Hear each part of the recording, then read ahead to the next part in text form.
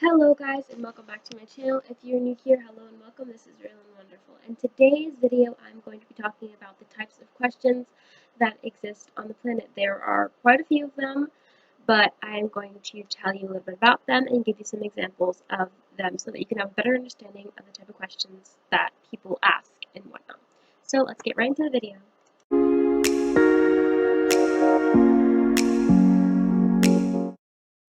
Okay, so the first type of question is closed-end questions. These questions are usually yes or no questions, like, do you have a car? Do you like cats? And stuff like that. They are like icebreakers because they're easy to answer. Very easy to answer. Unless you're conflicted. But usually they're used to, like, you know, they're used as conversation starters sometimes, and they get quick answers as well. So those are closed-end questions.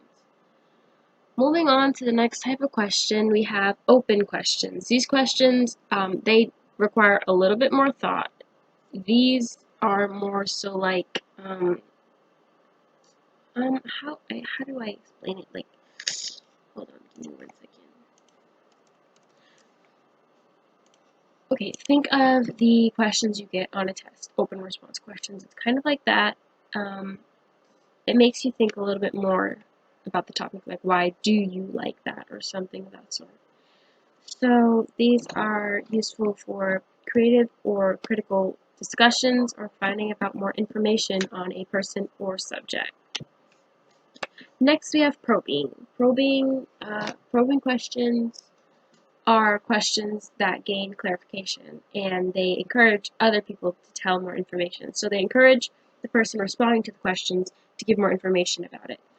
This allows the questioner, something of that sort, to see the bigger picture and to encourage the person who's not really like in the mood to speak a little bit more, and it avoids misunderstandings. An example of this, well, I'm not really sure what an example would be. I'm not very good with the examples because I should have wrote some down.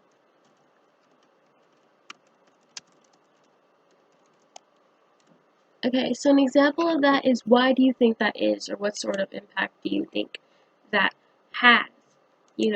Stuff that's, more so thought bringing and whatnot. Now we have leading questions. These questions lead the conversation to a negative or a positive route. Route or route? I don't know. Route, route, same thing. I don't really know. But I'm gonna say route because I don't want to get like criticized for not saying it right. But it can lead it to one side or the other side. So this is also useful in persuasion techniques as well as rhetorical questions, which I will get to at the end, closer to the end of the video. That's not there. So these builds positive or negative discussions, and it's useful for closing a sale or steering the conversation to an outcome that's beneficial to you. But it can seem to be very unfair way to get what you want. So yes, I don't know if that makes sense, but yeah. Question that's next. I don't remember how many I did already. Loaded questions. These are straightforward, closed questions. These also contain assumptions about the respondent. A lot of people use these questions when they're trying to get information. For example, is, did you stop stealing pens? So whether the person who you're asking says yes or no, they still admit to stealing the pens. So they're kind of like, they're very manipulative. That's the word. So they can be seen as manipulative, which they are indeed, because you're forcing someone to tell you something, like without knowing, like, did you, I don't know, like the pen one. The pen one's a perfect example. These are useful for getting what you want. Why do you come here? Come on, Papa, they've never seen you before. They haven't, though. Next, we have loaded questions. Wait, no, I just did that one. These, sorry, these are useful for discovering facts about someone who would otherwise be reluctant to give info. Like if you said, have you stopped wearing my shirt? Or have you started wearing my shirt? Or something like that. Yes or no, you still are responding to wearing the shirt. Is that, is that a thing? I don't really know. I don't know if that made sense, but the pendulum is a perfect example. Alright, next we have funnel questions. These begin broadly before narrowing. So broadly as in general, like what's your name? And, you know, what's your favorite, well, no, that's like really deep. What's your favorite food? That's extremely deep. But like, it starts off broad and then it narrows down like a funnel.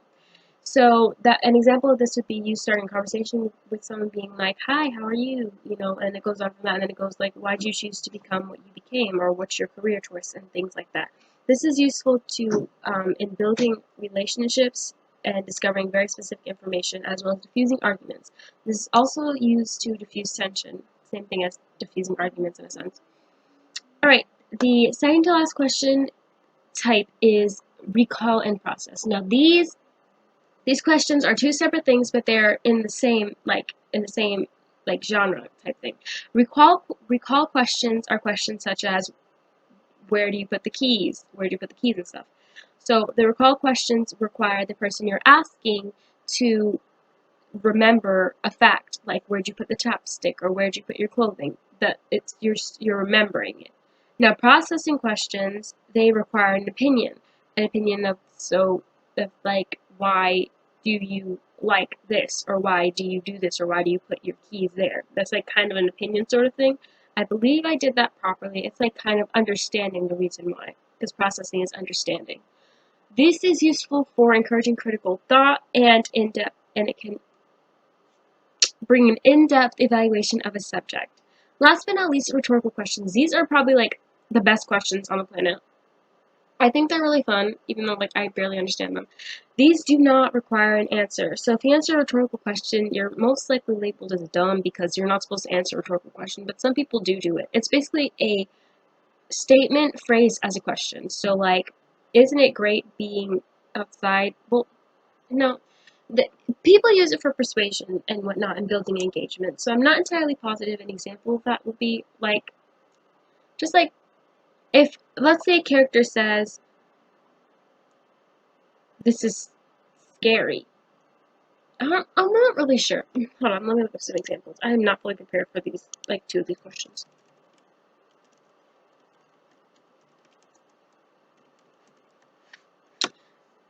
An example of a rhetorical question is rain wet? They're often asked to emphasize a point.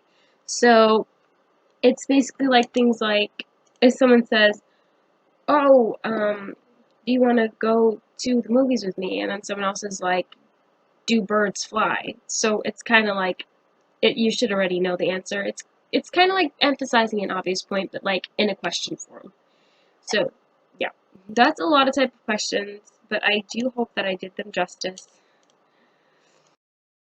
Okay guys, thank you guys so much for watching my video. If you enjoyed it, be sure to subscribe, like, and comment. Also, go check out my channel discussion. If you would like to ask me some things, you can go there. Also, you can answer some of the questions I put on there, such as, what do you guys want to see on my channel? If you guys, my face is pink. And I like, but if you guys like what you see, as I said earlier, be sure to subscribe, comment, and like. And I will see you guys next time.